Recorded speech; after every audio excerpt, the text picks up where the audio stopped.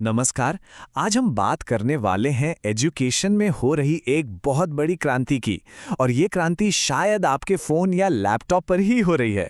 जी हाँ, हम डॉक्टर रक्षित मदान बागटे के रिसर्च के आधार पर ई लर्निंग की दुनिया को समझने की कोशिश करेंगे और ये जानेंगे कि ये पढ़ाई लिखाई के भविष्य को आखिर कैसे बदल रहा है। जरा सोचिए, स्कूल का नाम लेते ही दिमाग में क्या आता है? चौक और ब्लैकबोर्ड वाला क्लासरूम, है ना? लेकिन आज एक दूसरी तस्वीर भी है, डिजिटल क्लासरूम की। तो सवाल यह है कि क्या हम वाकई एक ऐसी दुनिया की तरफ बढ़ रहे हैं जहां पूरा का पूरा क्लासरूम हमारी जेब में समा जाएगा? चलिए पता करते हैं। तो हाँ, ये बदलाव असल में एक नई क्रांति है, शिक्षा में एक डिजिटल क्रांति। और इसी क्रांति का नाम है ई लर्निंग। तो ये ई लर्निंग आखिर है क्या चीज़? देखिए, आसान भाषा में कहें तो ये पारंपरिक क्लासरूम को आपकी स्क्रीन पर ले आना है। मतलब इंटरनेट, ऑडियो और वीडियो के जरिए ज्ञान को क्लासरूम की चार दीवारों से बाहर निकालकर सीधे सीखने वालों तक पहुंचाना, फिर चाहे वो कहीं भी क्यों ना हो। और इसका मकसद सिर्फ जानकारी देना नहीं है।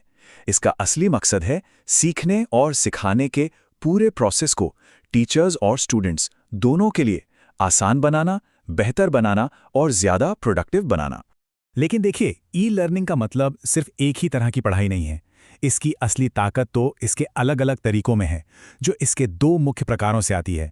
आइए देखते हैं कि वो क्या हैं। तो ई लर्निंग के मोटे तौर पर दो तरीके होते हैं।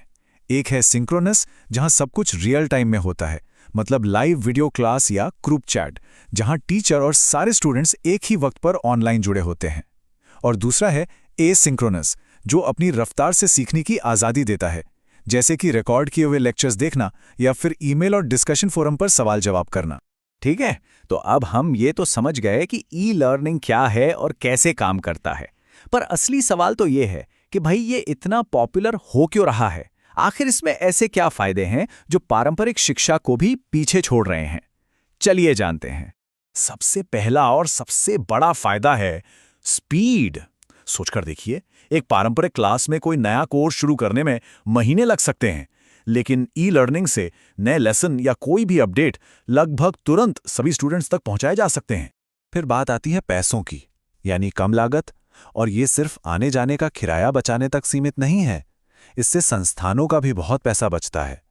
बिल्डिंग का रखरखाव, प्रिंटेड किताबें और भी न जाने कितने खर्चे कम हो जाते हैं, जिससे अच्छी शिक्षा ज्यादा लोगों तक पहुंच सकती है। और तीसरा बड़ा फायदा, ये ज्यादा असरदार भी है। देखिए, हमारा दिमाग किसी लिखी हुई चीज के मुकाबले देखी और सुनी हुई चीजों को ज्यादा अच्छे से याद रखता है। ई लर्निंग में वीडियो, एनिमेशन और इंटरैक्टिव क्विज का इस्तेमाल होता है, जो जानकारी को दिमाग में लंबे समय तक बनाए रखने में मदद करते हैं। और ये कोई छोटा मोटा ट्रेंड नहीं है। जैसा कि रिसर्चर वानी हिलाल कहते हैं, ई लर्निंग एक बड़ा और बढ़ता हुआ बाजार है, जिसमें उच्च शिक्षा को समायोजित करने की बड़ी क्षमता है। ये बात इसके बढ़ते हुए महत्व को साफ साफ दिखाती है। अब अगर स्टूडेंट्स के नज़रिए से देखें तो फायदे तो सच में कमाल के हैं। सबसे बड़ी बात है आज़ादी, कभी भी कहीं से भी पढ़ने की और अपनी स्पीड से आगे बढ़ने की। दूसरा है एक्सेस, मतलब आपको हमेशा सबसे लेटेस्ट स्टडी मटेरियल मिलता है। और आखिर में ये बहुत प्रैक्टिकल है, इससे समय और पैसा दोनों बचता है। और तो और कागज का इस्तेमाल कम करके ये पर्यावरण के लिए भी अच्छा है। तो इन सारे फायदों का भारत जैसे देश के लिए क्या मतलब है? यहाँ ई लर्निंग सिर्फ एक और ऑप्शन नहीं है, ये एक जरूरत बन सकता है। देखिए, भारत की आबादी बहुत युवा है, दुनिया की सबसे बड़ी युवा आबादी में से एक। अब इतने सारे लोगों तक क्वालिटी एजुकेशन पहुंचाना एक बहुत बहुत बड़ा चैलेंज है। इसके लिए एक ऐसा सोल्यूशन चाहिए जिसे आसानी से बड़े पैमाने पर लागू किया जा सके।